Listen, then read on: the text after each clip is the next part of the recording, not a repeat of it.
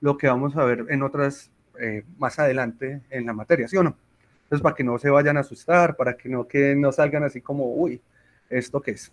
Entonces, listo, hecha la advertencia, vamos a arrancar con esto. Vamos a ver, la diapositiva es muy larga, si no alcanzamos a verla toda, no hay ningún problema, pero vamos por lo menos a explicarlo, los temas más básicos. Entonces, lo que nos interesa hoy, o lo que vamos a ver hoy, es el conocimiento.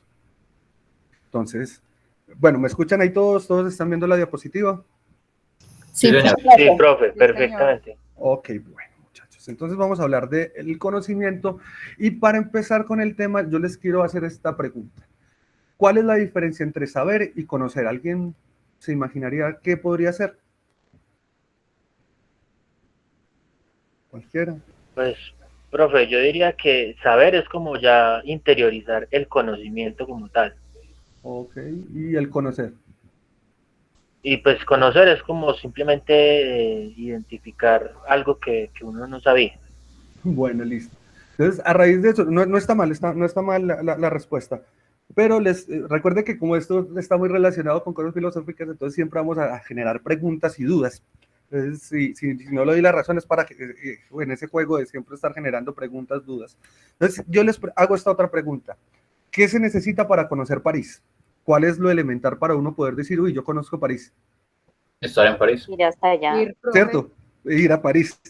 Pero Uno, principalmente ir a la Torre Eiffel, porque es histórico sí, pues que sí, la uno va gente a dice, París. estoy en París, la Torre Eiffel es algo fundamental. Sí, pero todos estamos de acuerdo que para uno poder ir ahí hablando con los amigos, chicaneando de que usted conoce París, pues usted tuvo que ir a París, porque pues queda uno muy pendejo diciendo que yo conozco París a punta de Google Maps, pues no conoce París. Entonces eso ya nos daría una idea de qué se necesita para conocer. ¿Qué creen? Estar como en la experiencia, algo así, Eso es. tener la experiencia. Observar. Sería como estar en la práctica. Sí.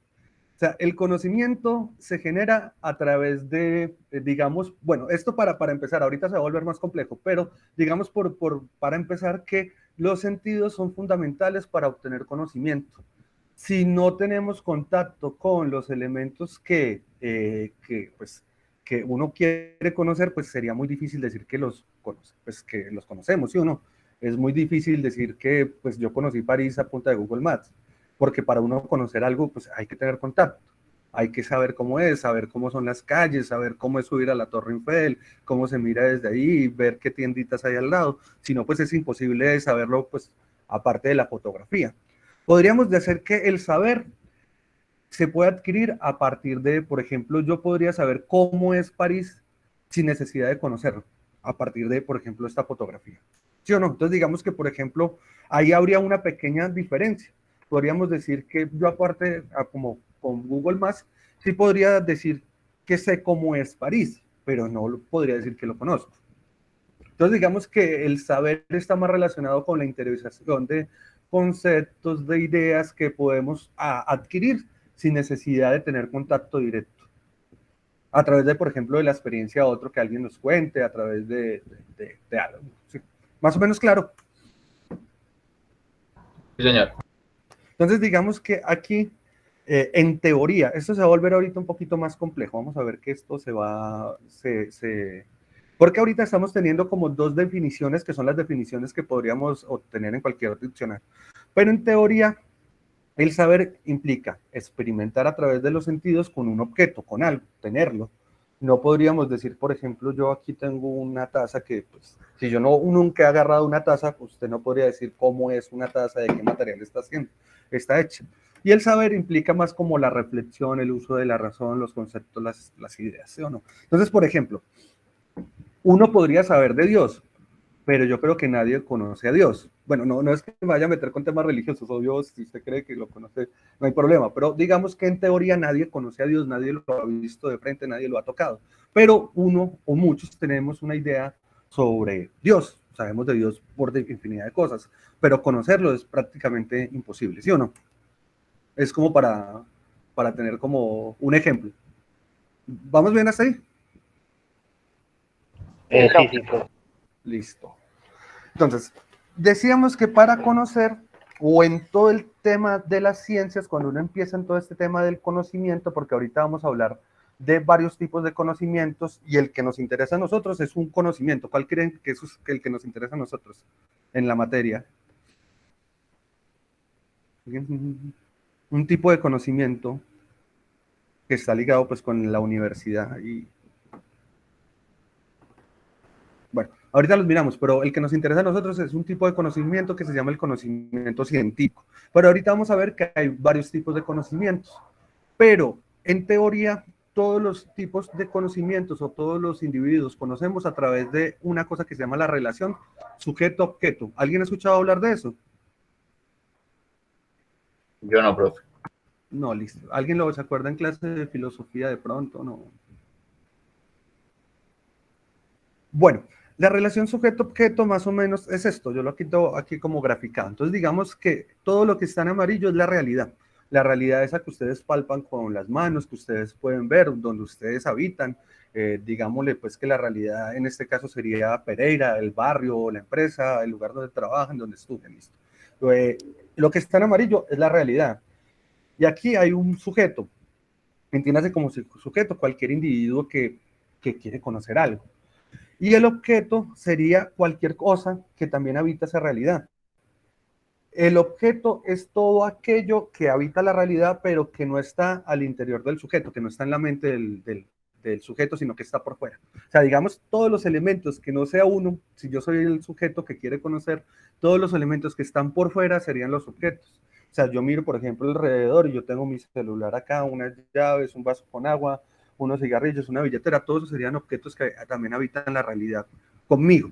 Entonces, digamos que yo o esta persona que está aquí como sujeto quiere conocer algo, el objeto, que en este caso el objeto que yo puse es un árbol, pues se tiene que acercar, y para acercarse a eso, pues lo tiene que tocar, lo tiene que mirar. Por ejemplo, él a simple vista, pues ya puede decir más o menos qué tamaño tiene el árbol. Si se acerca y lo toca, puede decir pues de cómo es el follaje, bueno, sí, todos los elementos que tiene el árbol.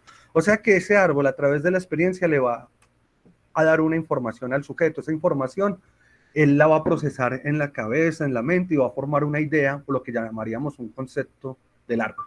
¿Hasta ahí más o menos claro o va muy confuso? No, profe, es claro. Claro, profe, gracias. Listo, entonces ya sabemos que a través de la experiencia nosotros vamos, tocamos, miramos, y eso nos da una información que nosotros llevamos a la cabeza. Eso nunca termina, porque siempre usted, a través de una información, usted siempre se va a estar generando preguntas, porque los seres humanos somos así. Igual, objetos como es todo aquello que vive en la realidad, que también habita esa realidad, puede ser cualquier cosa que esté por fuera de la cabeza del sujeto que se está preguntando.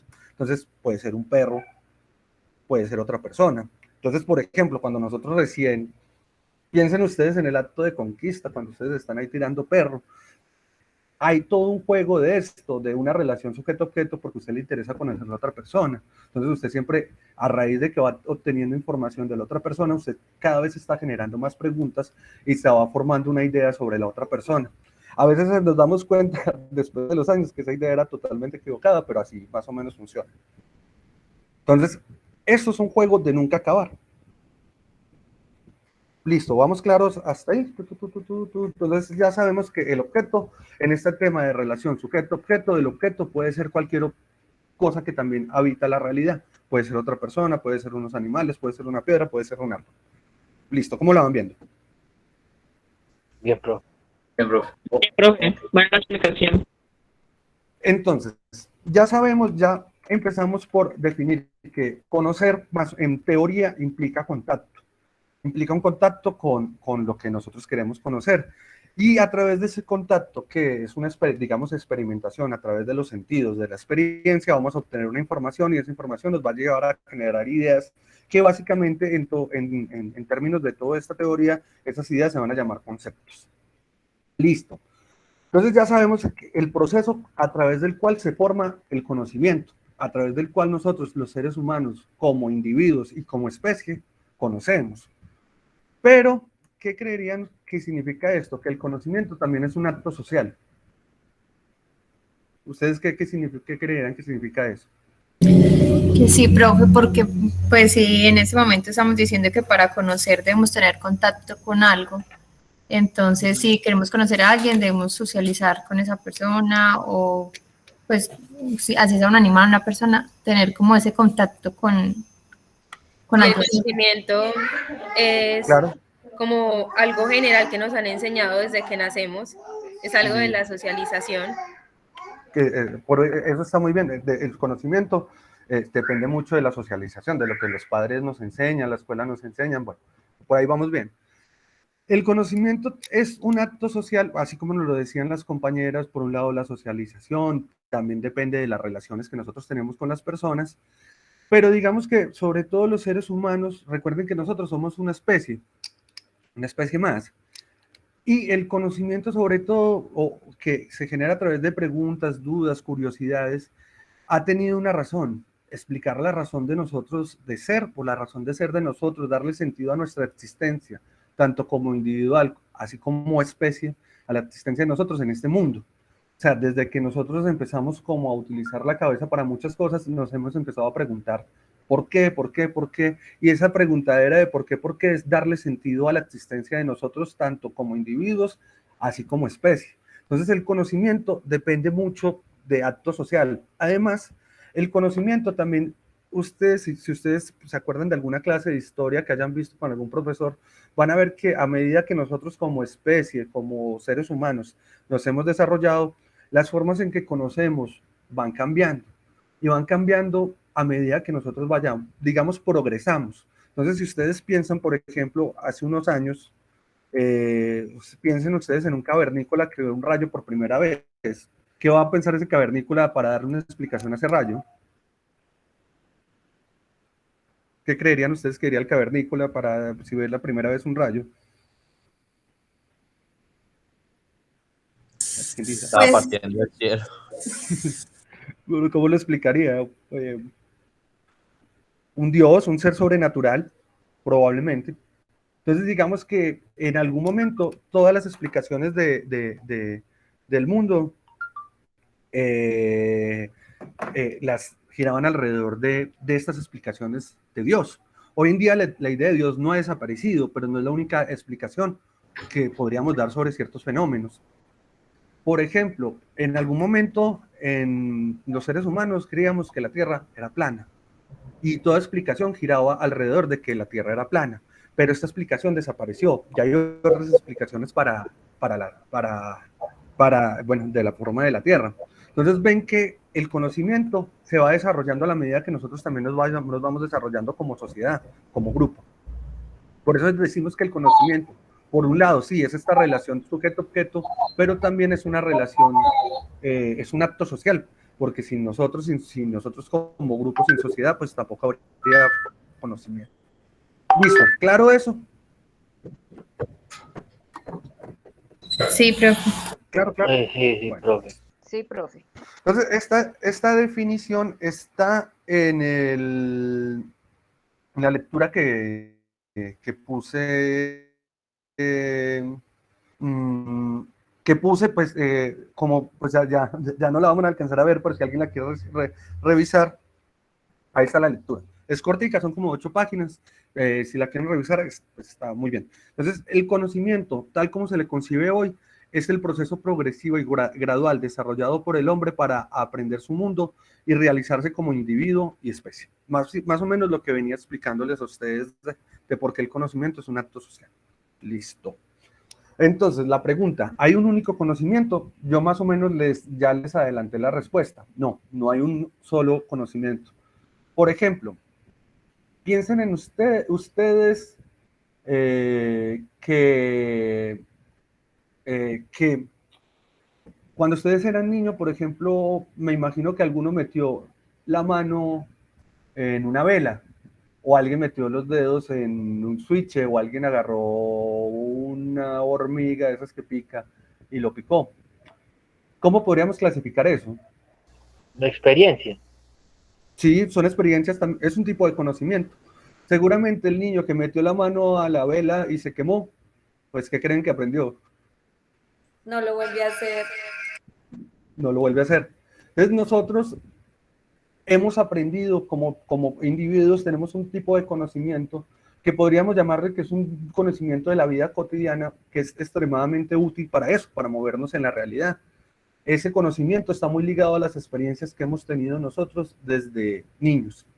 Entonces aprendemos cosas como por prueba y error. Nos damos un golpe, pues sabemos que por ahí, si por ejemplo un día caminamos y nos robaron por determinada calle, pues aprendimos que quizás es mejor no volver a pasar por esa calle. Entonces digamos que ese conocimiento es empírico porque está muy ligado a la experiencia. Yo dije vulgar, pero no vulgar pues porque sea algo malo, sino que es es del día a día, que está ahí, es de todos. Entonces es un conocimiento que se adquiere a través de la experiencia y es supremamente útil en la vida cotidiana. Pero este conocimiento también se socializa a través de la familia, los papás. Por ejemplo, usted no lo tuvo que haber pisado un carro para aprender que el semáforo en rojo, cuando el semáforo está en verde, para aprender eso, que un semáforo en verde, usted no se lo puede pasar si usted es el transeúnte. Usted no tiene que haberse pasado el semáforo cuando está en verde y que lo pisara un carro para haber aprendido eso, porque usted seguramente eso se lo dijo su mamá, se lo enseñaron en la escuela o alguna cosa. Entonces no necesariamente en este conocimiento todo es a partir de los sentidos, también es sociable. También es social porque se socializa a través de, por ejemplo, la familia, la escuela. Entonces, todas las normas sociales están muy ligadas a ese tipo de conocimiento. ¿Claros hasta ahí? Sí, profe. Sí, profe. Listo. Entonces, también hay un conocimiento que llamamos de tipo filosófico, que está muy relacionado con el conocimiento que a nosotros nos interesa, que es el científico. Este conocimiento filosófico se liga mucho a la cultura griega.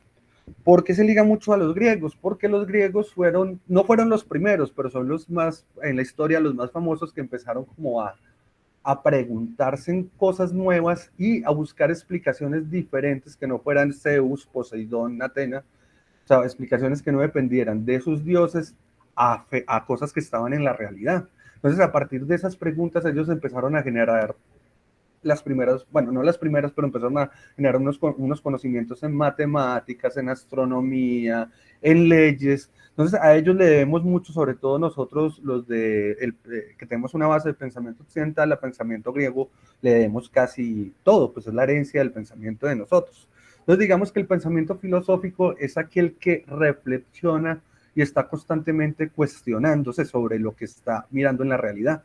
Siempre se está preguntando por el origen, la naturaleza de las cosas. Es un conocimiento, aquí el conocimiento empírico, o sea, nadie está reflexionando porque no puede meter la mano a la candela. Bueno, a lo mejor alguien por ahí, pero pues sería uno en un millón.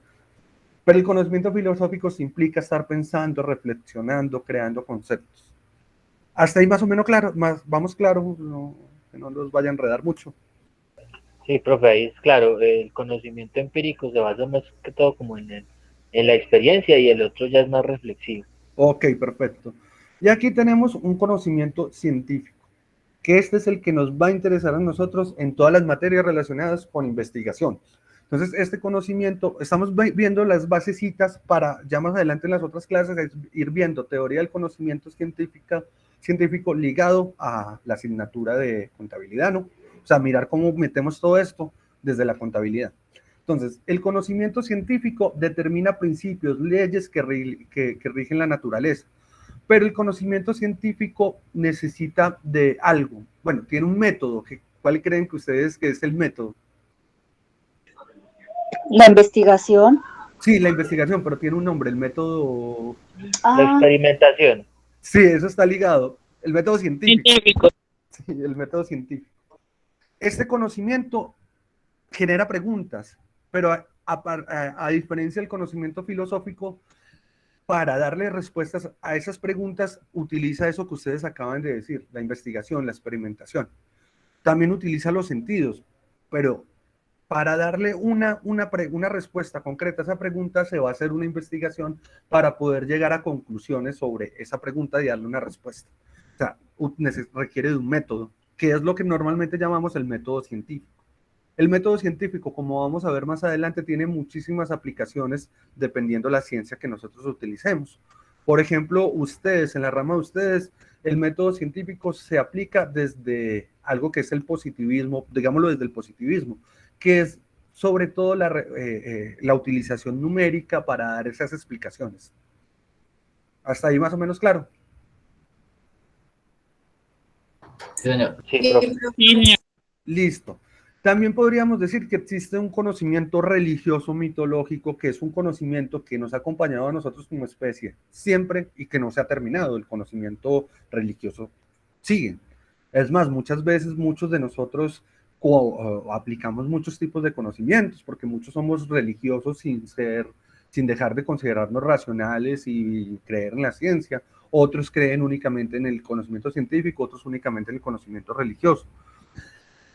También digamos que hay un conocimiento artístico muy ligado pues a las cosas estéticas que nosotros hacemos como seres humanos, como especie. Y un conocimiento que yo lo llamo tradicional, muy ligado al conocimiento empírico. Entonces, ese tipo de conocimiento que se va heredando de generación en generación. Por ejemplo, el conocimiento tradicional es cuando ustedes iban a la finca o a la casa de la abuela y tenían dolor de estómago y la abuela les decía, ¿sabe qué? Bueno, uno les decía, no, abuela, tengo dolor de estómago. Ella decía, no, tómese esta agüita con apio y verá que eso lo va a ayudar, ¿sí o no? Y eso efectivamente ayudaba, era una solución muy efectiva para problemas de salud, por ejemplo. Entonces es como un conocimiento tradicional. Todos esos tipos de conocimientos son conocimientos sumamente importantes. Ninguno es superior a otro. Hay personas que le dan más importancia a otro, pero eso no quiere decir que si yo le doy importancia más a uno al otro, quiere decir que sea más importante. ¿Cómo lo van viendo? Bien, profe. Una pregunta, que por ejemplo en el caso de la abuela que yo les digo que la abuela tiene remedios o cuando ustedes van al campo hay remedios que son tradicionales y que son efectivos son efectivos para curar determinadas enfermedades o algunas cosas de salud que nos afectan momentáneamente. Pero ¿por qué este conocimiento, digamos, o qué necesitaría este conocimiento para ser considerado conocimiento científico? Que tendría que estar más estudiado profundamente y aplicando lo que te dijo hace un rato, el método científico. Entonces tendrían que haber hipótesis, pruebas de que la ciencia efectivamente está demostrando de que estos remedios o esa agua de apio es efectiva para el dolor de estómago. Ok, perfecto, ahí está la respuesta. Digamos que este conocimiento empezó siendo un conocimiento científico porque realmente hubo alguna fase de experimentación, prueba y error. Seguramente alguien hace muchísimos años le dio por comprobar si un montón de matas que tenía, a ver cuál de esas era útil para el dolor de estómago y una de esas le dio. Y eso se lo contó a otra persona. La otra persona ya no tuvo que hacer todas esas pruebas para eso, sino que ya sabía que el apio era bueno para eso. Pero digamos que el conocimiento científico, para que ese conocimiento fuera considerado científico, tendría que haber hecho unas pruebas como mucho más rigurosas, saber, por ejemplo, cuáles eran los componentes, o que las personas que lo aplicaran supieran cuáles son los componentes del apio que hacen que determinadas enzimas sirvan para que el estómago se relaje en determinadas situaciones, ¿sí o no? Entonces, digamos que hay un principio acá de aplicación del método científico, pero falla en otras partes. No quiere decir que no sea muy importante lo que estas personas hicieron y esa información que le heredaron a las otras personas. Hay como para ir haciendo como unas aclaraciones. ¿Listo? Vamos Sí, profe, pasa como la fruta esta, el carambolo. Pues es una fruta que es cierto, cualquiera puede comer y la caracterizaban, no es que es una fruta, pero cuando le hicieron el estudio a la fruta, por su forma estrellita en el momento del corte, se dieron cuenta que en cantidades exuberantes es tóxica. Ah, yo ni sabía. Yo no vuelvo a comer. Vea pues. Pero bueno, sí, esos son como elementos que a veces que están en la vida cotidiana que a través del método científico podemos conocer más y determinamos qué tan buenas o malas pueden llegar a ser como para a futuro, ¿no? Bueno, vamos a seguir con aquí. Entonces, bueno, acá hay como unas características del conocimiento empírico que yo les decía del día a día, del conocimiento filosófico, el conocimiento científico. Esas características, pues bueno, lo que les decía, todo lo filosófico está relacionado con cuestionamiento, preguntas, crítica, de estar constantemente criticando, no dando por sentado nada. Se relaciona porque sin no hay conocimiento científico. Entonces, el conocimiento científico, aparte de generar esas preguntas, necesita unos métodos, necesita ir a resolver esa pregunta a través de unos métodos, generar unas hipótesis, generar unas teorías. ¿Sí o no? Entonces, listo. Por ejemplo, aquí lo que les decía, se socializa, se puede heredar y se experimenta a través de la realidad. Bueno, entonces, vamos a mirar aquí que el conocimiento científico, que es el que nos interesa a nosotros, tiene unos elementos. Siempre en el método científico, vamos acá a poner, venga que yo creo que no explico el método científico acá. No, acá no lo explico. Entonces vamos a mirar acá. Listo, están viendo mi diapositiva. El método científico, al aplicarlo, siempre parte de algo. ¿Alguien podría saber de qué parte el método científico? Una teoría. Digamos que antes de llegar a la teoría, usted tiene que, o sea, por ejemplo, piensen en eso que... Una técnica. Ideas y pensamientos. Sí, o sea, cuando ustedes, por ejemplo, salen al mundo, ustedes están mirando algo, se tiene que generar algo para yo poder aplicar técnicas para generar una teoría, tendríamos que antes de la hipótesis. Curiosidad. Sí, curiosidad, y la curiosidad genera una pregunta. Entonces, el método científico, entonces vamos a poner acá el método científico. Hay muchas formas de aplicar el método científico, pero esta es la más común. Entonces, siempre vamos a partir a través de una pregunta. El método científico siempre necesita una pregunta. O sea, obviamente hay una fase antes de observación, pero digamos que esto va a partir siempre de una pregunta. Claro. ¿Y qué creerían después de que yo tenga una pregunta? Alguien ya lo dijo por ahí, pero a ver quién lo dice. Después de que yo forme la pregunta, ¿qué vendría? El planteamiento del problema. ¿Por qué me generó esa pregunta? La hipótesis. La hipótesis, alguien lo dijo, la hipótesis. ¿Y qué es una hipótesis? Como lo que usted cree sin investigar algo. Alguien dijo ahorita la palabra que era algo, bueno. Una posible respuesta a esa pregunta. Exacto. Si yo tengo una pregunta, la idea es que el método científico, lo primero que nosotros tenemos que crear es una hipótesis. Y la hipótesis sería una posible respuesta a lo que nos dijo la compañera a esa pregunta que nosotros tenemos. Entonces nosotros, por ejemplo, salimos y vemos, uy, en agosto ventea más. Entonces la hipótesis sería porque una posible respuesta de por qué en agosto ventea más. ¿Qué creerían ustedes que pues, si ya tenemos una pregunta y tenemos una posible respuesta, ahorita nos quedaría algo? Una investigación. Sí, que esa investigación básicamente sería la fase de experimentación. Experimentación. En ese momento es donde salimos a aplicar métodos, bueno, entonces digamos por ejemplo que nosotros decimos, ¿qué podríamos preguntarnos? La mayoría de gente de estrato 6 y 7 no van a mercar a de 1, digamos que esa es mi pregunta. Y decimos, la hipótesis es que la gente de estrato 6 y 7 por cuestión de estatus no van a D1 porque sienten que ese supermercado no lo representa. Entonces ya teníamos una pregunta, una hipótesis. ¿Qué nos tocaría hacer nosotros? Pues ir a hablar con la gente de estratos 6 y 7 si realmente eso es cierto. Si ellos no van a D1 o si sí van a D1 o bueno. ¿Sí o no? Hipótesis. Entonces, acá experimentación es básicamente comprobar si la hipótesis funciona o no. Entonces, aquí, después de la experimentación, de comprobar si la hipótesis funciona o no, hay dos posibilidades. ¿Cuáles son las dos posibilidades? ¿Cuáles creen ustedes? De que la hipótesis Que sea sea... verdadera o falsa. Sí, son las únicas dos posibilidades. Sí. Que la hipótesis sea operativa o no sea operativa. Entonces, si no es operativa, ¿qué creen que tengo que hacer? Buscar otra hipótesis. Generar una nueva hipótesis. Esa es la cosa. Y volver a, o sea, si no es operativa, nos toca generar una nueva hipótesis, generar nueva hipótesis y volver a realizar ese proceso de investigación, de experimentación, ¿sí o no? Si es operativa, llegaríamos a generar algo. O sea, llegaríamos a qué es básicamente que llegaríamos a hacer acá.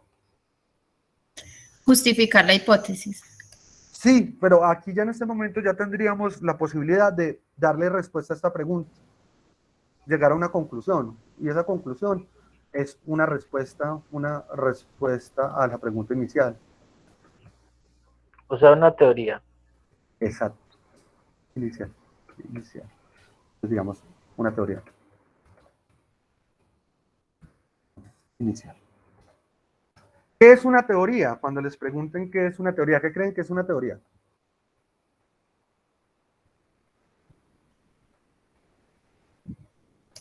Una idea de algo. Sí, es una idea, pero básicamente una teoría es una explicación sobre algo. Entonces piensen ustedes, ¿qué es la teoría de la evolución de las especies, la de Darwin? Una explicación de cómo nosotros hemos evolucionado en la historia, en la naturaleza, cómo bueno, no solo nosotros, cómo evolucionaron todas las especies. ¿Qué es la teoría del Big Bang? Una explicación de cómo surgió el universo. ¿Qué es la teoría qué otra teoría famosa hay? De la gravedad, una explicación sobre cómo está compuesta la realidad y por qué se atraen las cosas, bueno, algo así. Más o menos claro. Sí, profe. La teoría es la explicación de cómo funciona algo, ¿cierto? Sí, es una explicación sobre cómo funciona la realidad o algún elemento de la realidad. Pero ¿ustedes creen que esto se acaba ahí?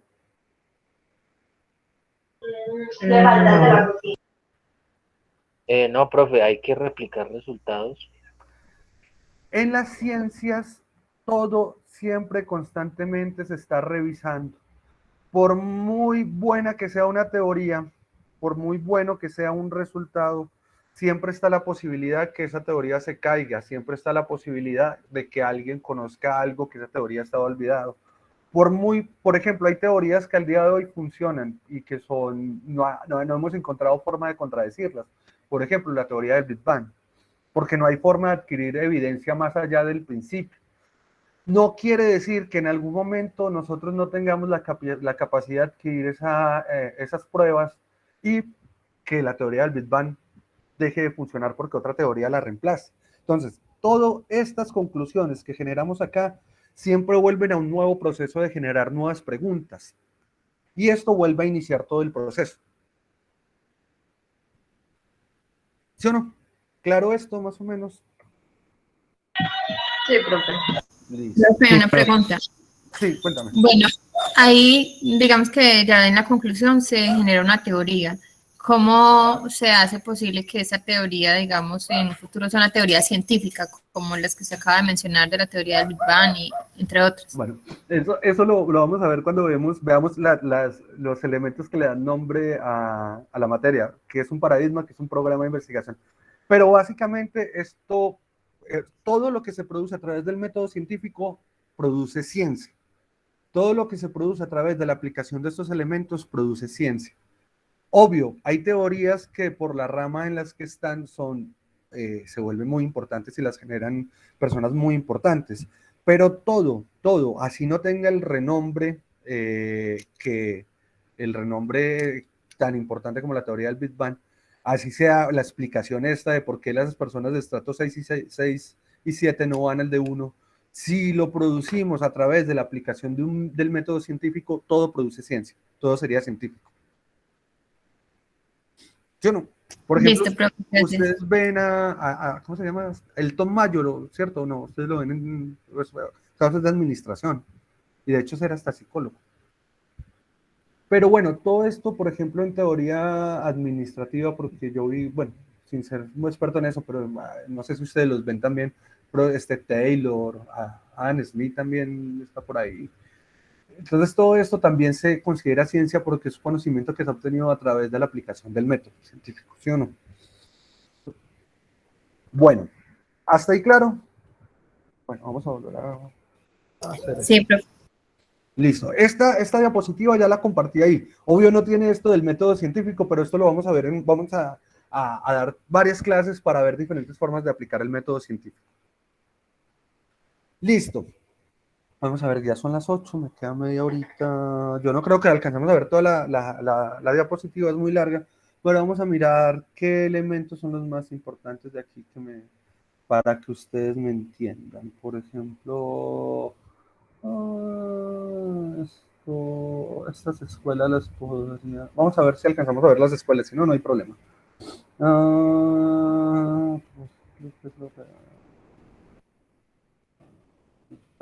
Entonces, digamos acá. Entonces, aquí, esto es como una manera como de advertencia. Entonces, como les decía, no solo, si bien el conocimiento científico es lo que nos interesa a nosotros, es el conocimiento que aplicamos sobre todo en la universidad, en casi siempre, porque recuerda que en la universidad también hay artes y cosas así, pero en las materias estas que nosotros vemos o en las carreras que estamos estudiando nos interesa el método científico, no quiere decir que sea el conocimiento más importante. Entonces, hay personas que tienden a menospreciar diferentes formas de conocimiento porque las consideran menos, y no es cierto. Entonces, hay que tener cuidado con eso, con lo que podríamos llamar miradas unidireccionales.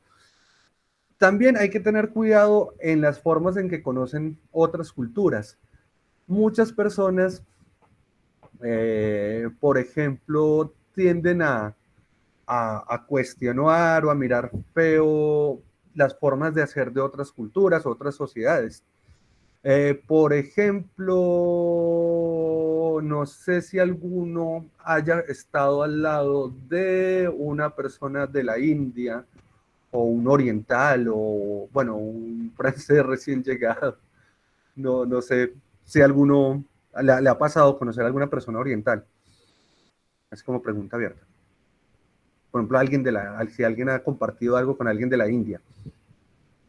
No sé. O haya conocido un chino, japonés. No, bro.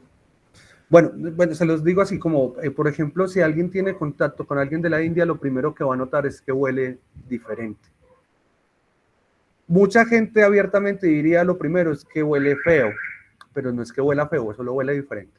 ¿Por qué creería que alguien de la India huele diferente? ¿Alguien se imaginaría por qué las personas de la India huelen diferente? Por la Porque alimentación, tienen profe. costumbres diferentes. Lo acaba de decir la compañera, sí, tienen costumbres diferentes, y una de las costumbres diferentes es que se alimentan totalmente diferente a nosotros.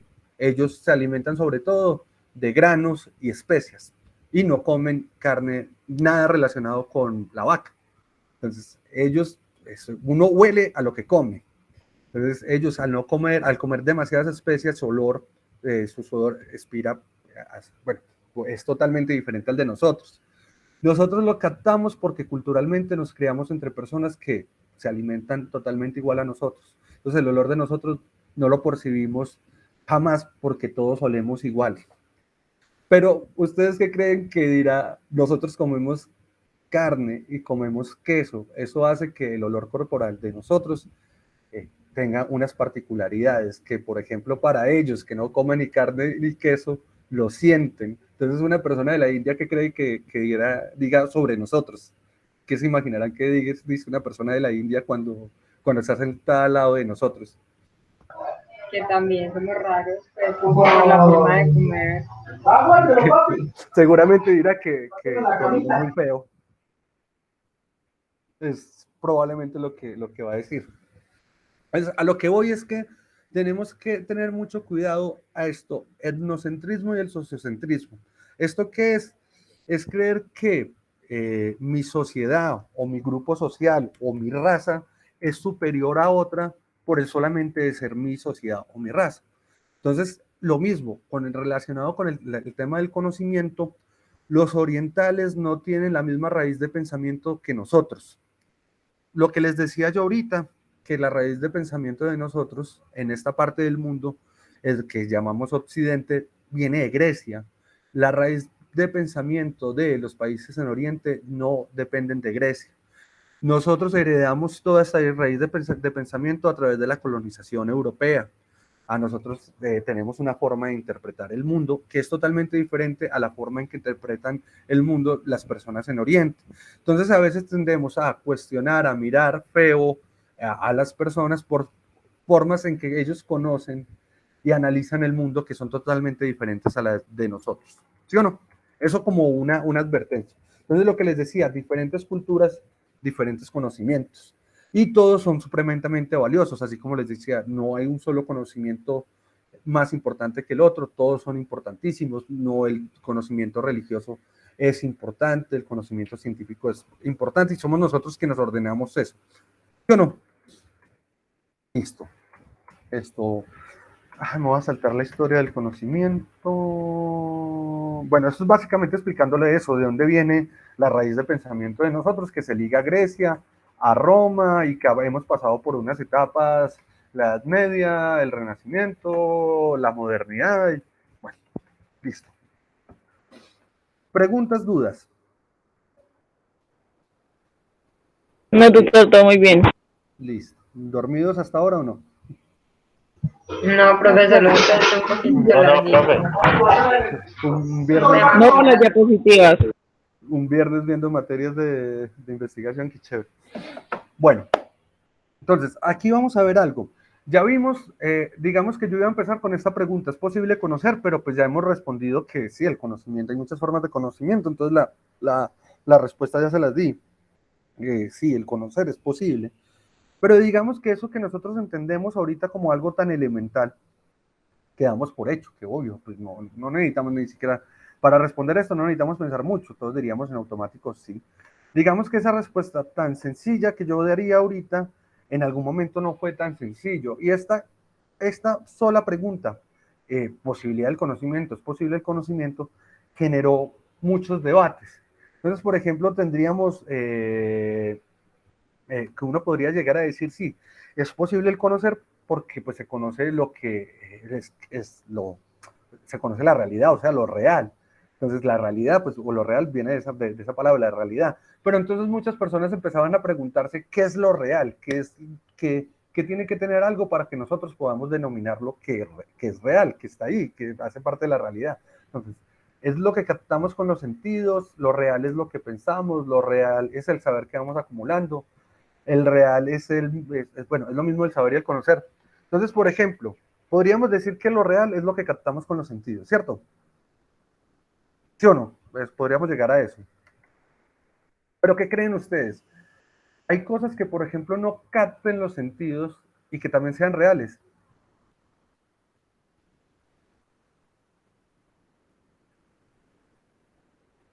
¿Qué creen? ¿Quién dice algo?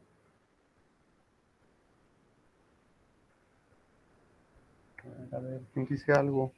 O sea, algo que, por ejemplo, está la posibilidad que algo no lo capte los sentidos, los 5 sentidos que tenemos y que sea real, que exista. Pues depende de las creencias de cada persona. Bueno, eso también sería como la creencia, pero digamos No, sí, que... profe, por ejemplo, el Wi-Fi. Él existe, pero no lo captamos.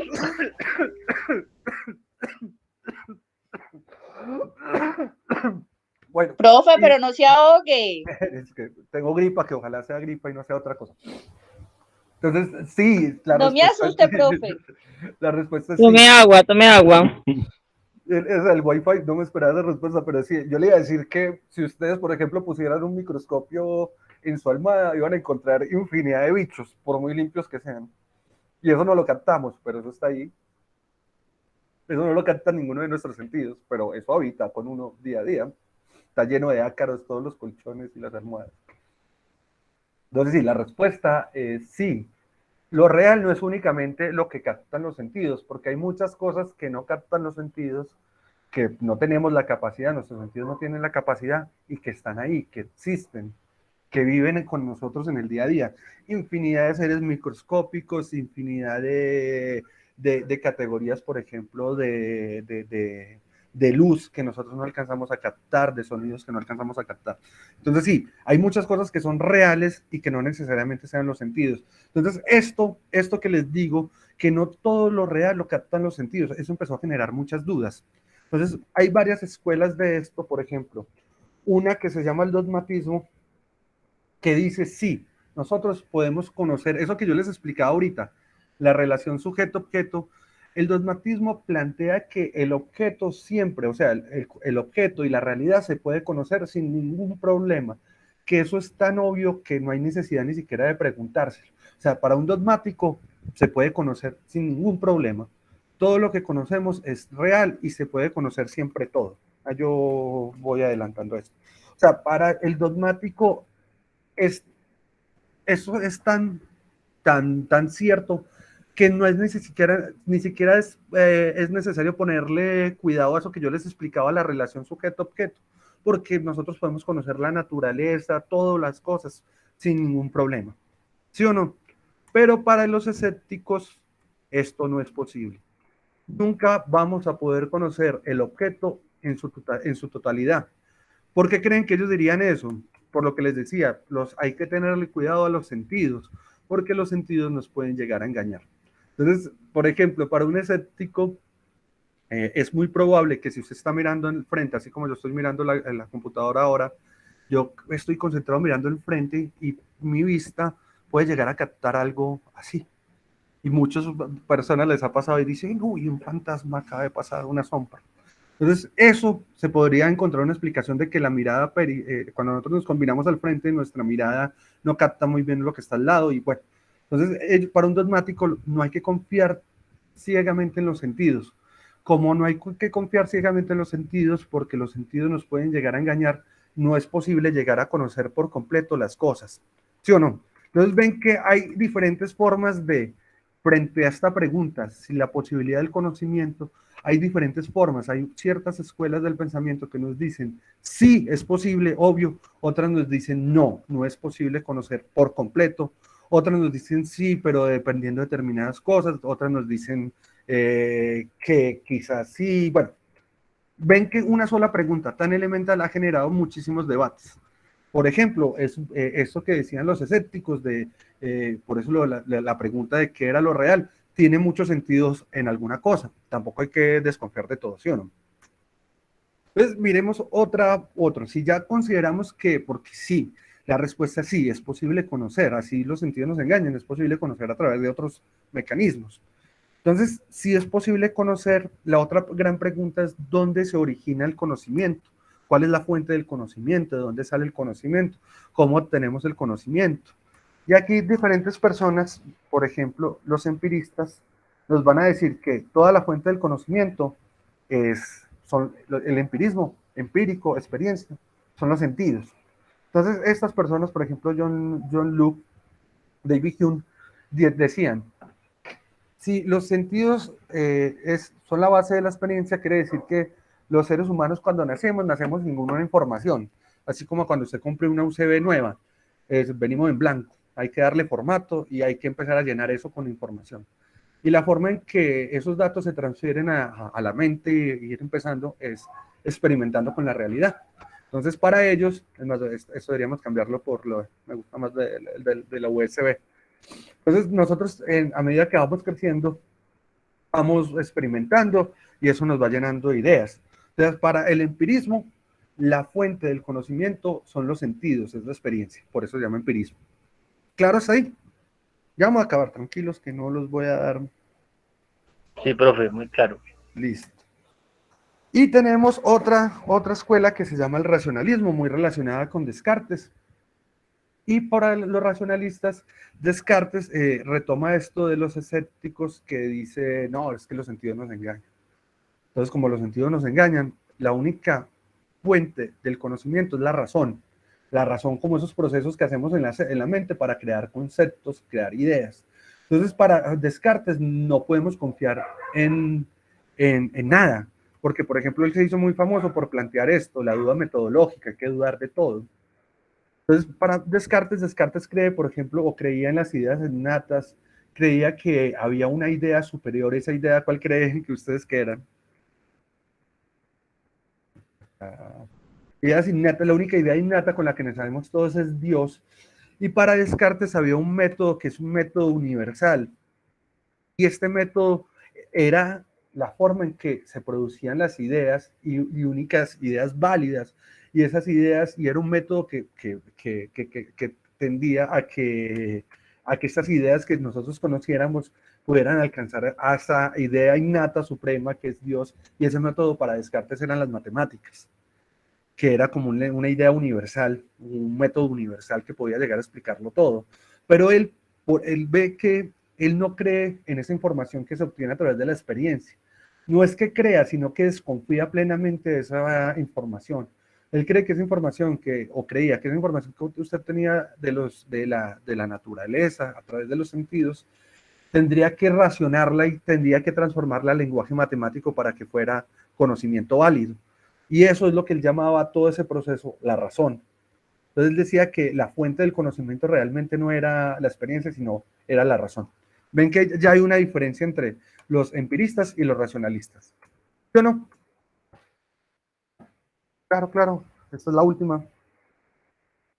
Sí, profe, incluso yo creería que yo por ejemplo me identifico más con lo que usted decía ahorita de los escépticos y creería que hay muchas más teorías sobre eso, porque por ejemplo el ilusionismo, ¿cómo es? Esa cosa que mueven con las manos pero uno no alcanza a ver a los ojos, pues eso le da la razón a esa teoría de los escépticos. Y además la otra no es casi nombrada en metodologías y eso, casi no profundizan en qué es eso y ya hay punto. Ok, no, está bien. Igual estas son escuelas muy viejas, o sea, que no es que hayan perdido validez, sino que hacen parte como de la historia de cómo ha evolucionado todo este tema del conocimiento, el conocimiento científico. No es que hayan perdido validez, pero la mayoría de estas han sido ya como superadas por otras que más adelante vamos a ver, sino que inicialmente, por ejemplo, cuando hablábamos del dogmatismo, son sobre todo griegos que vivieron 300, 400 años antes de Cristo. Pero estas formas de pensamiento todavía dogmáticos, todavía escépticos, obvio, en filosofía todavía los hay, todavía hay gente del pensamiento kantiano, pero el conocimiento, como les decía, es muy progresivo. Y ahorita más adelante vamos a ver que estamos como en otras cosas. Pero sí, por ahí vamos bien. También, por ejemplo, hay mucha gente que se considera escéptica ante los sentidos, no hay que creerle del todo. ¿Sí o no? Bueno, y acá vamos a terminar con este tipo, con Kant, que o sea, nunca les voy a poner lectura de ninguno de esos autores porque, por ejemplo, a mí todavía yo que vengo de esas ramas me cuesta entender a Kant, pero simplemente les vamos a mencionar por encimita cómo son, a reducirlos hasta el máximo para que se hagan entendibles. Entonces, Kant, vamos acá, me es más fácil explicar a Kant con esto, que al parecer no es tan fácil, pero para Kant, la experiencia es la raíz de todo conocimiento. Sin experiencia no hay cómo obtener conocimiento, pero ese conocimiento que tenemos a través de la experiencia por sí solo nos sirve. Entonces miremos este cuadrito. Este cuadrito, todo lo que está en gris es la mente de un ser humano, es la cabeza de un humano. Él no lo llama razón, pero digamos que es la razón. Todo esto, lo que está ahí, es la cabeza de una persona. Lo que está en los cuadros de afuera está por fuera de... Bueno, esto que está acá es lo que está por fuera, digamos que es la realidad. Entonces, Kant nos decía que en la mente de las personas hay una serie de categorías con las que tiene todo el mundo. Y esas categorías sirven para ordenar la información que obtenemos a través de la experiencia. Entonces, Kant dice que, por ejemplo, uno va a la realidad y la realidad le presenta una cosa que él le llama es que el número, que se puede traducir como la cosa en sí. Pero él dice que eso que nosotros obtenemos, por ejemplo, esa información que nosotros obtenemos a través de los sentidos, es una cosa que es caótica, que está desordenada, y que nosotros tenemos que empezar a ordenarla en la cabeza. Entonces, él nos propone unas formas a priori de sensibilidad, así las llama, que son dos categorías, el espacio y el tiempo. Entonces, a través de eso empezamos a ordenar. Espacio y tiempo quiere decir dónde está y cuándo estuvo, por ejemplo, esa cosa de la realidad. Y ahí nos podemos formar ya una idea de eso que conocimos en la realidad, que él llamaría un fenómeno. Pero necesita seguir siendo ordenado. Entonces él dice que hay otras categorías de cantidad, de cualidad, o sea, cuántos son, cómo son, para qué sirven, en relación a ciertas cosas, que eso nos lleva a seguir ordenando ese fenómeno hasta tener un concepto, una realidad ordenada. Vamos a explicarlo ya con este ejemplo más claro. Es lo mismo. Entonces, por ejemplo, nosotros aquí afuera encontramos un perro, pero como eso según él es desordenado, nosotros tocamos el perro así, o sea, según esto es un proceso que pasaría en segundos. El perro, se toca el perro y usted lo único que toca es una cosa peluda, con dientes, babosa, con garras, y esa información que está desordenada, usted tiene que empezar a ordenarla. Entonces, la impresión sensible es una cosa peluda, con dientes, al tocarlo, al verlo, y usted empieza a ordenarlo. Entonces, si ese perro, entonces tiene que empezar en espacio. Entonces, ¿qué perro es? Entonces, en este caso yo puse el perro que vive en la casa de la abuela, el tiempo, ordenarlo en qué momento está ese perro, lo que veo hoy 13, viernes 13, pero ese perro vive hace 7 años en la casa de la abuela. Entonces ahí ya podemos tener ideas, mamífero canino, un primer concepto, una primera idea del fenómeno, que sería un mamífero canino que vive con la abuela. Y empezamos a través de las otras categorías en la mente a ordenar todo esto. Entonces, organizarlas de cantidad, un solo perro, de cualidad, pues el color del perro, de relación, el perro de la abuela, bueno, hasta llegar a una idea, a un conocimiento de esa realidad ordenada, que sería un concepto como tal. Dejémoslo acá para no confundirlos más. Bueno, a todo esto, ¿por qué vamos a todo esto? Sería básicamente una historia, una genealogía del conocimiento, haciendo una recapitulación de lo que vimos hoy, que la diferencia entre el conocer y saber. Los diferentes tipos de conocimiento. Vimos que nos interesa el conocimiento científico. Científico, que se liga al método científico. Y vimos como escuelas que han desarrollado la idea de conocimiento. Bueno, dejémoslo hasta ahí. Preguntas, dudas en estos 5 minutos que quedan de clase. ¿Cómo la ven? Muy confusa. La idea es que todos esos temas se van a ir yendo hacia las áreas contables. No vamos a ver, en esta no vamos a ver números, con los que de pronto vayan a ver metodología conmigo, sí, y en algo de investigación contable, que a lo mejor alcancemos a ver algo. En estos va a ser teoría, que se va a relacionar con la teoría contable. Pero ¿cómo lo van viendo? Profe, súper chévere, súper interesante todos los temas, los conceptos. Bueno, preguntas, dudas, sugerencias. Como les decía, estos temas a veces se vuelven muy mamones para los estudiantes, a veces se vuelven... Entonces, si uno no trata de llevarlos bien sin escuchar las sugerencias de los estudiantes, pues a veces los estudiantes se le quedan dormidos. Entonces, sugerencias, comentarios, ustedes miran. Los escucho. No, profe, es chévere porque eso depende como tal del tutor, porque no es que la materia o sea maluca o algo, pero digamos, por ejemplo, lo que es todo el tema de investigación tiene un lenguaje muy técnico y uno de estudiante le coge como esa perecita cuando uno no maneja ese lenguaje técnico y quiere interpretar ese lenguaje, pero usted en la teoría de hoy logró que nosotros captáramos la atención suya para saber qué era lo que nos estaba transmitiendo y eso es lo que hace interesante una charla o una clase o una conferencia, la forma en cómo se transmite ese conocimiento. Muchas gracias. Sí, profe, es muy práctico, la verdad, pues hace que uno no se duerma, pues porque uno está ahí pendiente de la diapositiva y de todos los conceptos, porque como son conceptos nuevos. Bueno, pues está bueno. Entonces lo que les decía es que, por ejemplo, si ustedes ponen memes, metodología de la investigación, va a salir infinidad, por ejemplo, que va a salir en clase de metodología de la investigación. Entonces, yo soy consciente que la clase a veces puede ser, no a todo el mundo le gusta, a veces a alguien se le hace pesada. Bueno, muchachos, entonces, ¿cómo quedamos para la otra semana? Próximo viernes. Ya está pero ya la voy a subir. Ya voy a subir la lectura de la próxima semana. Léanla. así se les haga confusa, así se les haga tediosa, léanla y empezamos la clase discutiendo la lectura. ¿Cómo la ven? ¿Bien? Sí, profe, está Sí, bien. profe. La otra Sí, clase profe. ya tiene alternancia, entonces si algunos van a la universidad, pues allá nos veremos, si no, nos veremos por acá. Entonces, bueno, pues no siendo más, pues ya mismo subo la grabación de la clase y lo de la otra semana. Pónganle en cuidado eso de las normas APA, porfa. Es una revisadita, son como 2 páginas, sin letra muy grandes. Lo hacen bien fácil. Profe, una pregunta. El link de la clase siempre es el mismo. Es que hoy yo no encontraba cómo entrar y me tocó llamar a la universidad acá para que me lo enviaran. No, cambia en cada clase. Yo lo envié ahí al grupo como desde las 6. Profe, no, yo no estoy en el grupo, entonces para que me haga el favor y me... Mire, acá está mi número, los que no están en el grupo, mire, 322-671-0356. Agréguenme al WhatsApp, me escriben y yo los agrego.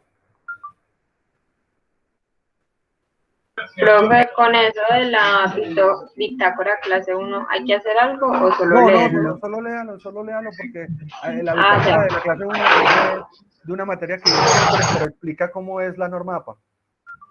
Ah, bueno, profe, gracias. Solamente que para la otra carta solamente hay que leer algo que voy a poner ya y lo voy a poner en esta clase de aquí, la segunda clase. Ahí ya voy a subir segunda clase. Y ahorita subo el link de esta clase que grabamos. Profe, Sí, dime. normalmente siempre usan el mismo link para las clases, no sé si cambió. No, como yo estoy trabajando con MIP, siempre va a cambiar, siempre genera un link nuevo. Ah, bueno, profe. Igual le voy a enviar siempre una media hora, 40 minutos antes de la clase al grupo. Igual no sé quiénes van a ir también a la presencialidad del otro viernes. Listo. Pues como todos colocamos virtual. Bueno, entonces nos vemos por acá. Bueno, preguntas, dudas. Pues si no, pues nos vemos. Natalia Cortés me está hablando.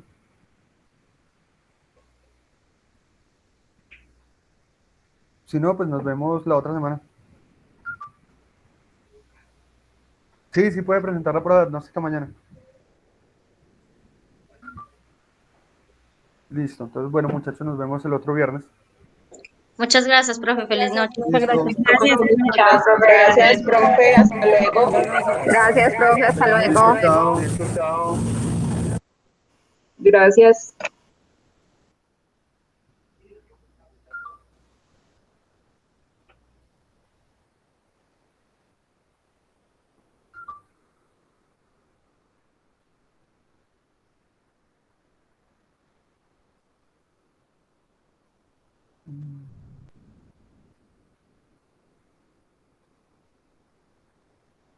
Chao, profe. Muchas gracias. Chao. Que les vaya bien. Gracias, profe. Listo, ya la voy a agregar. Karen Loren. Profe, le hago una preguntita. Sí, dime. ¿Hasta qué horas es esta clase? Sino que es que no me deja entrar a la plataforma donde están los horarios. Se supone que hasta las 8:30. Yo tengo aquí mi horario que hasta las 8:30. Ya. Ah, bueno, profe. De 6:30 a 8:30. Sí, es que supuestamente este era para el segundo. Ah, sí. No, sí. Sí, ya quedé en cuenta, profe. Gracias. Bueno, listo, chao. Chao.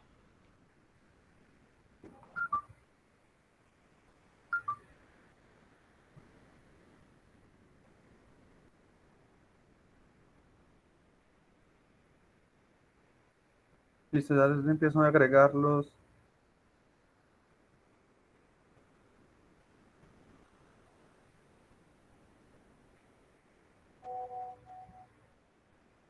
Listo, ya los voy a agregar a los que me acaban de escribir. Bueno.